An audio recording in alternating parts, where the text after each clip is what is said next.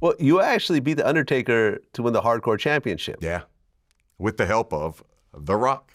Yeah. And it was another case where I'm like, what is happening? I still remember the night that happened. I remember getting back to the hotel, and I had a flight out the next morning around 6 a.m. And I remember putting the Hardcore Belt title on the bed and looking at it and thinking, what the hell is going on here? Like, this is insane. Like, this is nuts. Yeah, you held that title 3 times. I did. During your career. Well, at one point, Brock Lesnar had his debut in the WWE. Yeah. And his debut was beating you up. Yes. It was. Did you think that Brock really had a future? Oh, yeah. Okay. So it was obvious. There's a few people that they would bring up, and you would see him, and you just knew immediately, all right, this man's different. And I still remember the day and I knew Brock from the developmental.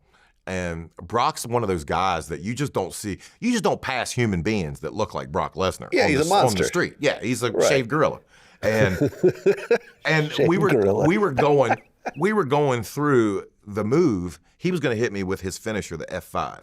And I still remember. And at the time I weighed, I want to say probably like 230, 240 pounds. Not small. And in wrestling, hey, if I'm going to pick someone up, I hope to God they jump and give me a boost. So it just helps me get them up.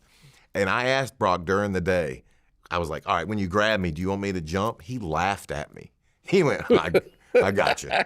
And I still remember the best way I can describe it is if I picked a 5th grader up and wanted to put him on that's how I would pick them up.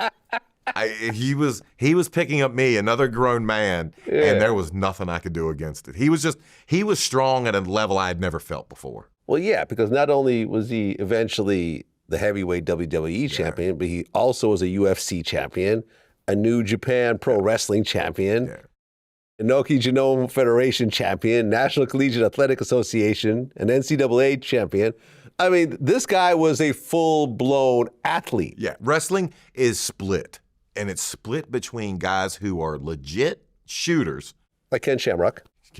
Yeah. Dan the Beast 7. Mm-hmm. And guys who are entertainers. Maven. And guys who are entertainers, we know better than to mess with the shooters. So this was just it. But that's what makes wrestling so great is that you can have these guys. Like there's no world that my brain lives in that I think I could beat the Undertaker up in a real fight. There's no world I encompass that thinks I could beat up Kurt Angle or Ken Shamrock. But in the make-believe world that Vince McMahon created. Yeah, you're the champion. Yeah, and I'm the hardcore champion at that. Not only am I the champion, I'm tougher than all you sons of bitches. Well, WrestleMania 18, The Rock is in this also. Yep. And Hogan. He actually had a conversation with you beforehand. He did. What did he say?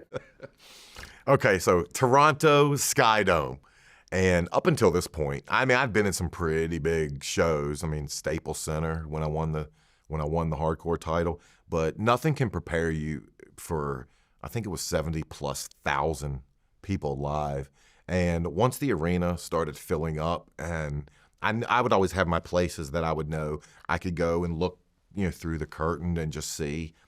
And it's one thing when it's 30,000 people in an arena, but when it's 70,000, I mean, I got terrified. I used to get terrified before every match. I would stand right before and near the curtain and be like, why do you do this? I hate this. I hate this feeling. And it would always go away as soon as I went through the curtain. But I was really nervous before this WrestleMania. And Rock sees this. And he, in his wisdom, I still remember it. I'm pacing, I'm going over my match, trying to remember the moves. And he goes, Maven. And I turn around and I see it, and it's Rocky. Okay, he's got words of wisdom. And he nonchalant calls me over, and he says, deadpan, he goes, listen, no one's really expecting much out of you. Just do the best you can. And turns and walks away. And I'm just like, what the heck? And he walked about 5 steps, then he turned back and he winked and smiled. And I was like, okay, he's messing with me. But that was the moment of levity I needed to just bring my nerves down and help me go out and perform, because this man, he's seen everything. Well, you fast forward to 2024, The Rock is one of the biggest movie stars in the world. Yeah. What made him different when you guys were wrestling together? Because this was before the movies, before everything else. And you'll know what I'm saying when at the moment I say this. You'll know exactly what I mean. How many people have you been in the room with where you can feel their presence? A bunch of times. Yeah. Exactly. That's how he is. And we can be in a room full of all these wrestlers on TV, and there's just something different when he's there. And it's weird to describe it, but it's something that you actually feel. It's an actual palpable feeling. And I don't want to say that tension goes up, but it does. When you're in the ring or when you're working with someone like that at that level, you can just feel, it just feels different. And I mean, I've been in the ring with hundreds of wrestlers, but the moment, and there was only two people that it was like that for during my wrestling career. It was him and Stone Cold. Yeah, I remember I asked Mark Henry the same question because, the two of them wrestled together. Yeah. And he said, I hate pretty men. Men should be ugly like us. So he's too damn pretty. I hate him. He's fucking pretty. I hate pretty people. Damn it. A man shouldn't be pretty. He should be rugged and rustic like us. Right. He's a scraggly beard right now to ugly him up a little bit. I just called you ugly like me. I want everybody else to be ugly too. But we're talented. That's so right. It don't matter. That's right. Mark Henry was there the night I broke my leg. Oh. He was with me. I broke my leg in Calgary, and Mark and I were riding together with Devon Dudley. And Mark took me to the hospital, waited for me, took me back to the hotel, and then the next day went and made sure I got on a plane. Yeah. Yeah, another monster human being there. Yeah, Mark another Henry. one who grabbed me and I was flying whether I wanted to or not. Again, what world do I live in where I think I could beat the hell out of Mark Henry? Right, the world's strongest man. He won a couple of those competitions before wrestling. I did play D3 baseball, though. I mean, come on now. Yeah, well, that counts for something, I guess. Well, you talked about how Chris Jericho's a Wall of Jericho finisher. Yeah. That was the most painful move you've ever been in. Yeah, that's the only time I've ever seen the bottom of my shoes while they were still on my feet. I've never seen my legs from that angle. But again, when you asked earlier what some people did to me to just break me in, to let me know, hey, rookie, we recognize the role you got. We recognize how you got here. And now it's time to make you earn those stripes. That was one of the times. And I know he did because he put the move on me, and you see him sit, and it's almost like a Boston crab where you fold somebody up and you have their legs, and then you actually see him sit back a little bit more.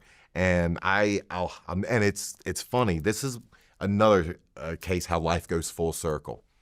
That match with Jericho for the championship happened in the Richmond Coliseum, and the Richmond Coliseum is where I saw my first ever wrestling match live, and that's when I saw Ric Flair and Magnum TA.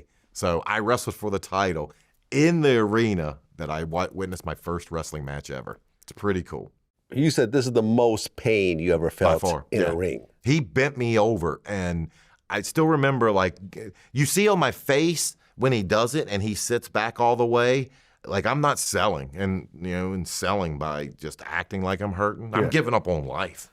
If I had to be in that mood for another, if somebody would have told me you have to be in this mood for an hour or we'll just kill you now, I'd have to sit and I'd literally have to think about it. It hurt. It hurt so bad.